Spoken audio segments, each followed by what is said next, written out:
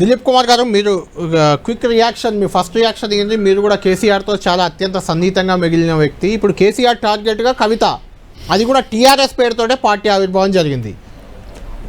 నిజంగా ఇది బీఆర్ఎస్ పార్టీకి థ్రెట్గా మారే అవకాశం కనిపిస్తుందా మీకు ఏమైనా? నమస్తే, మీకు డిబేట్ లో ఉన్న పెద్దలందరికీ నమస్కారం. ఇది ఆల్మోస్ట్ కోదండరామ్ గారు అన్నట్టుగా ఒక 10 years వాడితో పాటు సేల్ అయిన తర్వాత బయటకు వచ్చి పాటలు మాడతా అంటే మనం ఎట్లా యాక్సెప్ట్ చేయాలి? ఇవన్నీ కూడా కానీ మేము కానీ సుదీర్ఘకాలంగా టీఆర్ఎస్ మొదటి టర్మ్ కాస్త పుస్తా అని సరే, కానీ మొదటిసారి ఇప్పుడే వచ్చారని వదిలిపెట్టా.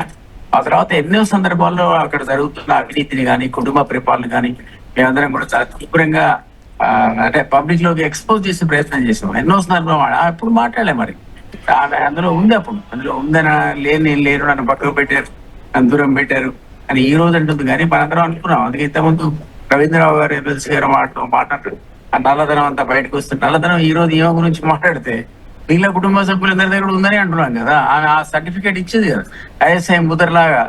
వీళ్ళందరూ కూడా అవినీతి పనులు, మా నాన్న మాత్రం శుద్ధపూస వెన్నపూస అని మాడితే అది కరెక్ట్ కాదు కదా. ఇంతకుముందు కోదండరామ్ గారు అన్నట్టు నేను కూడా ఒక బుక్కే రాసే అపరిచితులు.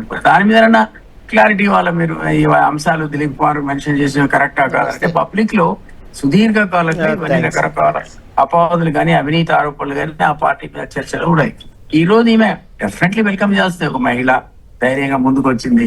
మేము లిక్కర్ స్కామ్ లో ఉందనుకున్నాం, ఆ టైంలో మరి ఏమి ఎట్లా సక్సెస్ అవుతుందో అనుకుంటే ఆమెకు మరి వాట్ ఎవర్ ఇట్ ఈస్ ప్లస్సింగ్ లాగా ఆమెకు అందులో సంబంధం లేని కేజ్రీవాల్ కానీ ఈమె కొన్ని సర్టిఫికేట్ రావడం ఒక రకంగా అడ్వాంటేజ్ వచ్చింది. అంటే రకరకాల పొలిటికల్ వ్యాక్యూమ్ ఉందనే విషయం డెఫినెట్లీ అందరికీ తెలుసుకెళ్ళాను. ఈ రోజునట్టు దాంట్లో వాళ్ళు బీఆర్ఎస్ 10 ఏళ్ల పరిపాలన లోపల తెలంగాణ ఆకాంక్షలు నెరవేర్చలేదన్నది ఏ తెలంగాణ మీద అయినా సరే స్కూల్ వైపులో కూడా చెప్తాడు. కాబట్టి ఆ క్రియేట్ అనే వ్యాక్యూమ్ ని అడ్వాంటేజ్ తీసుకుని అధికారంలోకి వచ్చిన కాంగ్రెస్ కూడా ఈ 2.5 years లోపల వాళ్ళు ఫెయిల్ అయ్యారు. అందుకని వ్యాక్యూమ్ అనేది నింపడానికి బదులు వ్యాక్యూమ్ పెరిగింది. సో ఈ రోజు ఒక అవసరం ఉంది, ఒక పొలిటికల్ వ్యాక్యూమ్ లో. ఆ వ్యాక్యూమ్ కవితతో ఫిల్ అవుతుందా, కవిత పార్టీతో ఫిల్ అవుతుందా? అదే నేను అనేది అదే. ఆ పొలిటికల్ వ్యాక్యూమ్ నుంచి ఎవరో ఒకళ్ళు వస్తారనేటువంటి ఒక ఆలోచన అందరికి ఉన్నప్పుడు రావాలని కూడా మనం కోరుకున్న సందర్భంలో కవిత ఆ వ్యాక్యూమ్ ఫిల్ చేస్తుందా అన్నది. ఎందుకంటే అనుకున్నటువంటి నెగటివ్ అంశాన్ని ప్రస్తావించారు. 10 ఏళ్ళు అదే పార్టీతో ఉండి అప్పుడే మాట్లాడకపోవడం. అండ్ అన్ఫార్చునేట్లీ ఇప్పుడు కొత్తగా బీసీ కాన్సెప్ట్ ఎమర్జ్ అయింది విపరీతంగా. ఎంత బాగా వచ్చిందంటే బీసీలు వేరే నాయకత్వానికి ఉండాలి అనేటువంటి సందర్భం లోపల వాళ్ళ ఈమె అన్ఫార్చునేట్ గా తను మహిళ అయినటువంటి మనందరం వెల్కమ్ చేసిన